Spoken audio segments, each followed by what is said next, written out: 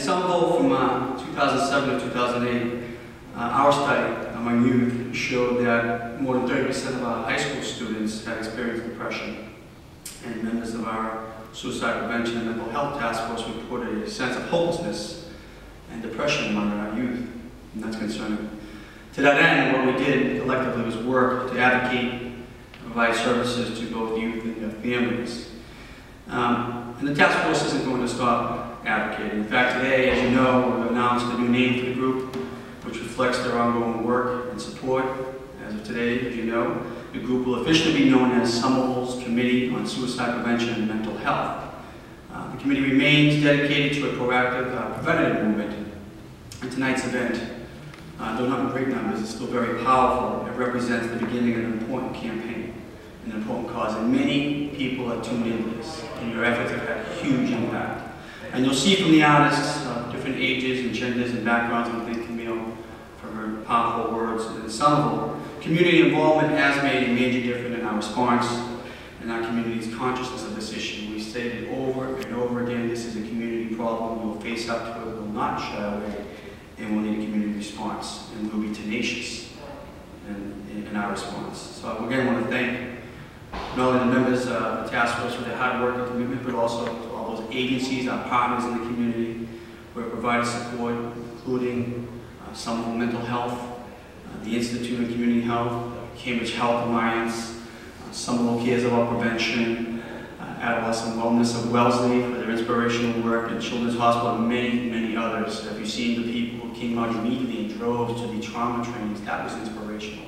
Just to put out a call to the community and say, hey, we have a problem, we're going to face up to it. And I started writing it when my oldest daughter, who's now 18, she was born, and I was thinking about who I was becoming as a mother, and then it became critically important for me to know who was my mother.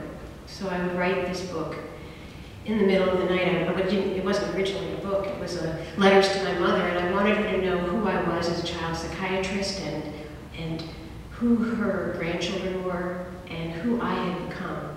And I didn't, you know, one of my kids at 4 years old was like, Mama, where are you sending that letter?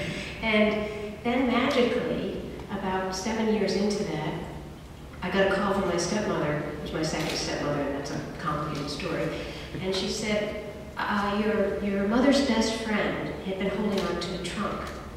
And we were wondering, we're giving it out to the 6 different kids, and so I went over to see what was this trunk, because I, like many people who have experienced suicide, didn't have any pictures of my mother growing up, didn't know. I had to fill in the blanks, I had fragments of information. And when I went over there was a trunk full of treasures. There was calendars of my mother, date books, diary entries, a novel that she'd been writing at the time of her death, which was a semi-autobiographical novel. And that became my journey. So what I released yesterday is a book called In Her Wake, A Child Psychiatrist Explores the Mystery of Her Mother's Suicide.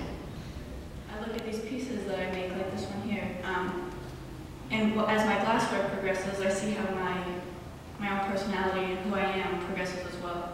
I see how much I grow every day and see all the progress that I made in my life that maybe I wouldn't notice if I didn't do glass. And I think that it's really important. Suicide is such a big problem, and I think it's really important that someone can find something that they really strongly enjoy, that they can put forth all their energy towards and see that they really can make something beautiful, that they are beautiful, that they're not just someone else in the crowd, they're not just some random person that doesn't mean anything. So that's what glass blowing has been to me. It's kind of made me feel like I have some meaning. I'll work out with you.